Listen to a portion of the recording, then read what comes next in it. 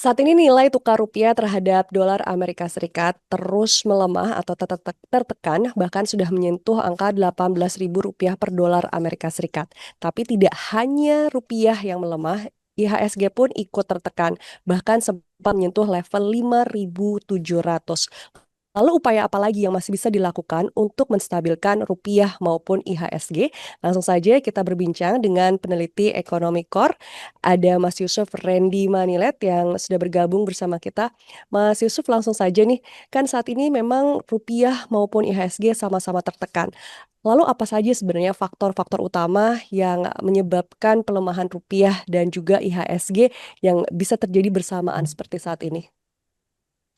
Ya, kalau menurut kami memang pelemahan rupiah yang terjadi bersamaan dengan pelemahan IHSG itu berkaitan satu sama lain. Dan tentu faktor utamanya itu dimulai dari nilai tukar rupiahnya sendiri.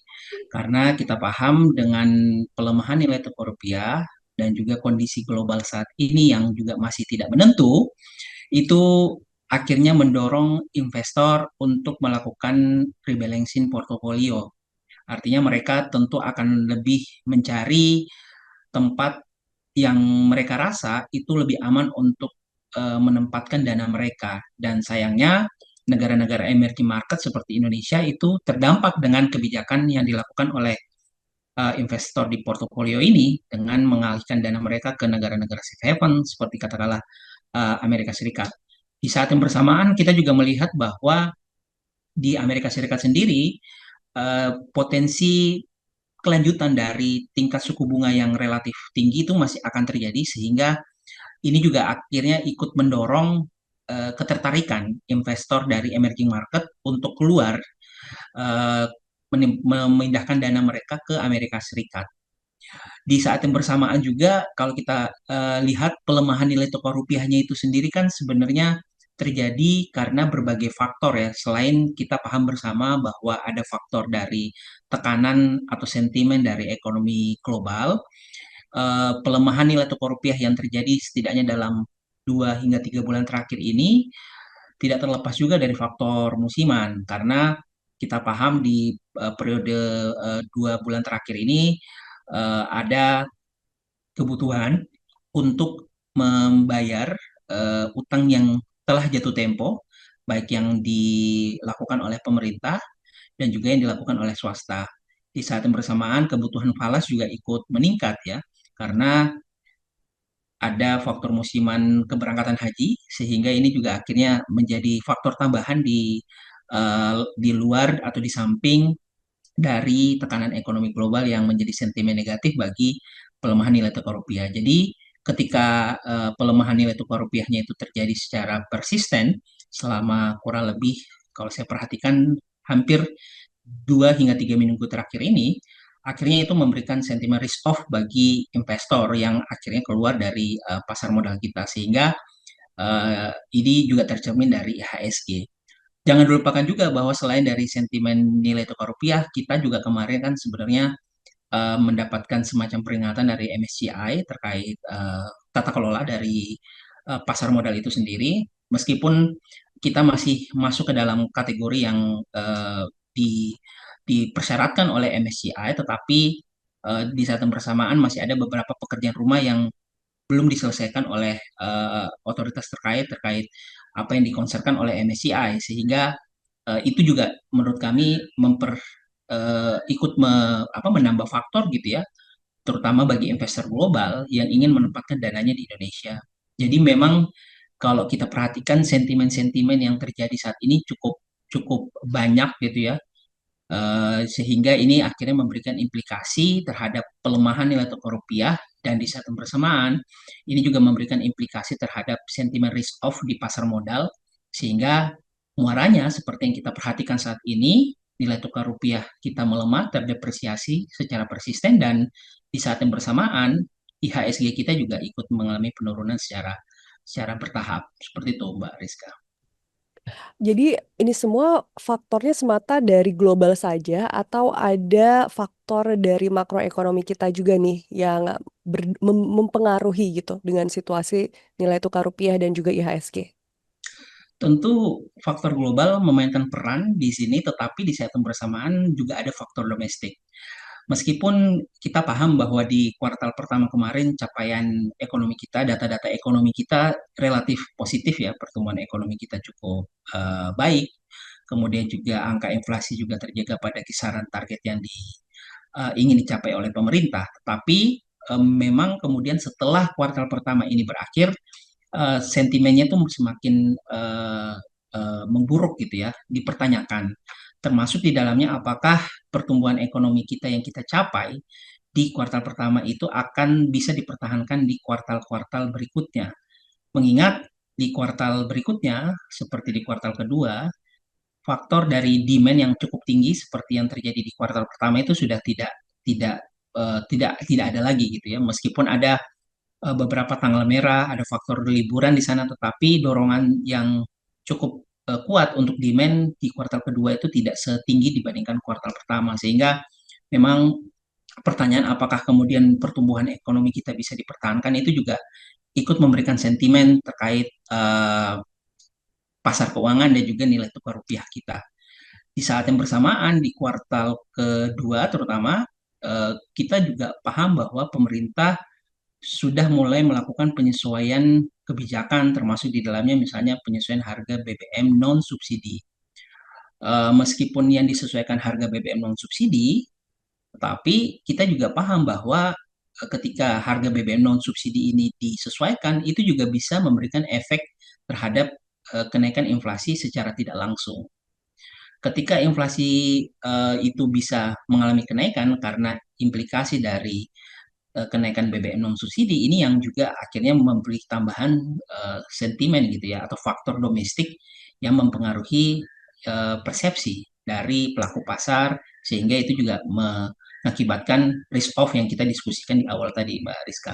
Dan kalau kita perhatikan juga di kuartal kedua selain inflasi yang disebabkan oleh penyesuaian harga BBM non subsidi, ada juga faktor kekhawatiran kenaikan inflasi yang disumbang oleh perubahan cuaca atau El Nino ya. Karena kita paham bahwa saat ini kalau kita perhatikan perubahan iklim cuaca itu cukup berubah bisa bisa berubah cukup drastis dalam periode waktu yang singkat. Sehingga ketika itu terjadi dan tidak diantisipasi ada persepsi bahwa inflasi juga akan mengalami tekanan. Apalagi kita lihat pada data inflasi yang terakhir itu data inflasinya itu sebenarnya sudah cukup mengalami kenaikan dan inflasi pada sisi bahan pangan itu juga sudah mengalami kenaikan yang cukup signifikan. Jadi selain faktor global, memang faktor domestik pun memainkan peran di sana. Dan jangan dilupakan bahwa kalau kita bicara faktor domestik, sebenarnya kalau kita ingat di bulan Februari kemarin, beberapa lembaga pemeringkatan rating juga sudah menyampaikan concern mereka terkait pengelolaan anggaran yang dilakukan di tahun ini di 2026. Salah satu concern mereka adalah berbagai program-program strategis yang dilakukan pemerintah ini dikhawatirkan tidak bisa terakomodasi karena ruang dari penerimaannya juga masih relatif terbatas. Sehingga ada kekhawatiran bahwa defisit anggaran kita, APBN kita itu akan mengalami kenaikan dan tentu kenaikan dari defisit APBN ini juga akan memberikan implikasi terhadap tadi terkait pengelolaan fiskal kita sehingga ini yang disampaikan beberapa lembaga pemeringkatan rating. Jadi kalau menurut kami memang faktor global memainkan peran di sana tetapi di saat bersamaan ada sentimen yang juga dilihat oleh investor di domestik sehingga itu juga ikut mempengaruhi keputusan untuk memindahkan dana dan di saat bersamaan itu juga ikut mempengaruhi pelemahan nilai tukar rupiah yang kita alami saat ini. Oke, dan tadi sudah dijelaskan antara nilai tukar rupiah dan juga bursa kita ya, IHSG kita itu kan memang saling nggak berkaitan. Nah, karena ini saling berkaitan, kira-kira mana sih Mas Yusuf yang memang paling mendesak untuk diatasi terlebih dahulu nih antara uh, rupiah ini dan juga IHSG? Iya, kalau menurut kami sebenarnya kita perlu berjalan bersama gitu ya. Artinya pelemahan nilai tukar rupiah perlu dimitigasi, di saat yang bersamaan juga pelemahan IHSG juga perlu address gitu ya permasalahannya, apa yang kemudian bisa dilakukan oleh otoritas terkait. Kalau kita bicara pelemahan nilai tukar rupiah, maka tentu kita tidak bisa kesampingkan peran dari BI untuk memastikan pelemahan nilai tukar rupiah ini tidak terjadi lebih dalam lagi. Dan eh, kalau kita ikuti, sebenarnya Bank Indonesia itu sudah melakukan berbagai cara ya untuk memastikan bahwa depresiasi nilai tukar ini tidak terjadi lebih dalam. Misalnya melakukan intervensi di pasar spot, baik yang offshore maupun onshore gitu ya. Kemudian juga di pasar falas, sehingga ini juga tercermin dari cadangan devisa kita yang relatif mengalami penurunan. Penurunan cadangan devisa itu sebenarnya mencerminkan bahwa otoritas moneter bekerja untuk memastikan pelemahan nilai tukar rupiah itu tidak terjadi lebih dalam lagi. Meskipun memang kita juga harus akui bahwa pada akhirnya kita sampai kepada kondisi di mana nilai tukar rupiah sudah mencapai 18.000. Di saat yang bersamaan, tentu BI ini tidak bisa bekerja sendirian gitu ya. Kalau bicara otoritas moneter juga tadi saya lupa singgung mengenai kebijakan suku bunga acuan yang sudah dinaikkan 50 basis poin, itu merupakan langkah yang lumrah dilakukan untuk tadi memastikan bahwa aliran modal itu masih bisa tetap stay di Indonesia, mengingat dengan kenaikan suku bunga acuan ini diharapkan spread antara imbal hasil surat utang pemerintah dengan surat utang eh, AS, the Fed ataupun US Treasury itu bisa sedikit menyempit, sehingga itu yang bisa menjaga ketertarikan investor untuk tetap stay. Nah, kembali kepada apa yang harus bisa dikerjakan bersama, BI sudah melakukan cara ya untuk tadi memastikan bahwa depresiasi ini tidak terjadi lebih dalam lagi. Di saat yang bersamaan, kalau kita bicara di pasar modal, tentu kita berharap bahwa apa yang masih dikonsernkan oleh MSCI misalnya itu bisa tetap dipantau oleh otoritas jasa keuangan yang punya topoksi ya untuk melakukan pengawasan, dan juga tentu dari Bursa Efek Indonesia itu sendiri gitu. Jadi kami kira memang ini tidak bisa dikerjakan parsial sendiri-sendiri, tidak bisa silo, tetapi memang dibutuhkan kerjasama antar pihak, antar satu stakeholder untuk bisa berjalan secara lebih optimal. Di luar institusi itu, kami kira institusi lain termasuk di dalamnya katakanlah Kementerian Keuangan juga memegang peran penting, termasuk di dalamnya misalnya untuk mengadres beberapa concern yang sempat disampaikan oleh lembaga pemerikatan rating terkait pengelolaan anggaran. Dalam beberapa bulan ke depan, kami kira Kementerian Keuangan perlu memastikan bahwa anggaran masih bisa mengakomodasi kebutuhan belanja, termasuk di dalamnya kebutuhan belanja yang sifatnya rutin, kemudian yang sifatnya program strategis, dan kebutuhan belanja yang mengalami kenaikan imbas dari kenaikan harga energi dan pelemahan nilai tukar rupiah yang terjadi saat ini. Di saat yang bersamaan komunikasinya pun juga harus ditingkatkan gitu ya, terkait otoritas terkait ini kepada masyarakat, kepada khalayak umum terkait kondisi kita saat ini. Jadi kalau menurut kami memang ini perlu bekerja bersama-sama, tidak boleh parsial, tidak boleh silo sendiri-sendiri, sehingga nanti dorongan untuk penguatan nilai tukar rupiahnya juga bisa ditingkatkan dibandingkan kondisi saat ini, Mbak Rizka. Jadi tadi kalau berdasarkan dari penjelasan dari Mas Yusuf juga bahwa memang terkait nilai tukar rupiah atau pelemahan rupiah ini distabilkan upayanya dilakukan oleh Bank Indonesia, kemudian juga untuk pasar modal ditangani oleh OJK dan juga Bank Bursa Efek Indonesia gitu ya, BEI, dan tentunya bersinergi dengan Kementerian Keuangan nih untuk bagaimana menstabilkan kondisi makronya. Nah, dari upaya-upaya yang sekarang sudah dilakukan oleh berbagai lembaga dan juga kementerian yang berkaitan dengan uh, rupiah maupun pasar modal kita, Mas Yusuf melihatnya ada apa lagi nih yang masih perlu dilakukan? Karena melihat sepertinya berbagai upaya sudah dilakukan, tapi kita masih belum mendapatkan kabar baik juga nih terkait rupiah dan juga pasar modal kita di IHSG. Yang pertama, kalau kita bicara dari langkah yang sudah dilakukan, misalnya tadi kita sempat diskusikan Bank Indonesia sudah sudah menaikkan suku bunga acuannya 50 basis poin. Itu merupakan langkah yang menurut kami tepat, tetapi di saat yang bersamaan memang langkah ini membutuhkan waktu. Artinya ketika bank sentral menaikkan suku bunga acuan, dampak dari kenaikannya itu tidak bisa otomatis langsung terasa secara cepat. Yang bisa langsung terasa secara cepat itu adalah intervensi-intervensi yang dilakukan tadi ya di pasar spot, kemudian juga baik yang di onshore, offshore, kemudian juga pasokan falas yang dijaga, kemudian juga kebijakan-kebijakan pembatasan nilai transaksi pada kondisi tertentu, itu memang dampaknya bisa lebih cepat. Di luar itu, sebenarnya kita menunggu kebijakan lain yang sudah sebenarnya dijalankan pemerintah di awal bulan ini, yaitu kebijakan devisa hasil ekspor. Jadi sebenarnya kebijakan ini kan diharapkan untuk bisa menambah pasokan falas di dalam negeri. Harapannya dengan adanya pasokan falas di dalam negeri dan kemudian itu nanti bisa digunakan oleh kalau kita ikuti kan sebenarnya devisa hasil ekspor ini ditempatkan di Bank Himbara. Harapannya dengan ketika dia sudah digunakan oleh Bank Himbara untuk beberapa keperluan misalnya, dan itu disetujui oleh para pelaku usaha yang mempunyai dana ini diharapkan bisa menambah cadangan devisa kita, cadangan devisa yang diatur atau dicatat oleh Bank Indonesia.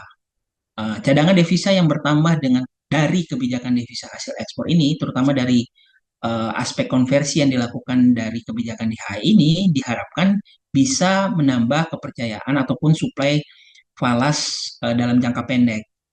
Dengan tambahan suplai falas dalam jangka pendek, ini harapannya bisa memberikan sedikit dorongan terhadap penguatan nilai tukar rupiah. Tapi memang juga kita perlu realistis gitu ya.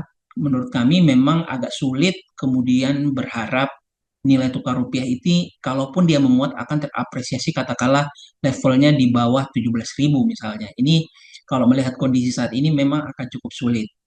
Karena itu tadi bahwa sekarang pergerakannya terapresiasi cukup cukup dalam gitu ya sampai 18.000 dan sentimen dari globalnya pun itu belum terlihat kapan akan berhenti karena seperti yang kita tahu sentimen dari global terutama dari perang Iran itu meskipun sekarang tensinya sudah sedikit mereda tetapi arah kapan perang ini juga akan selesai belum terlihat hingga saat ini. Negosiasi-negosiasinya masih dilakukan.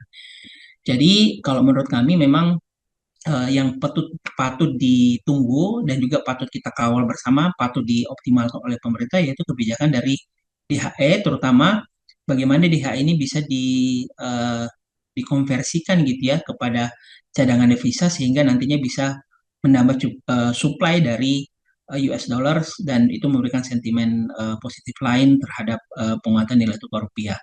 Di saat yang bersamaan, menurut kami juga dari sisi kebijakan fiskal juga memainkan peran penting gitu ya, terutama dalam memastikan realokasi anggaran yang proporsional, terutama di tengah keterbatasan ruang anggaran belanja.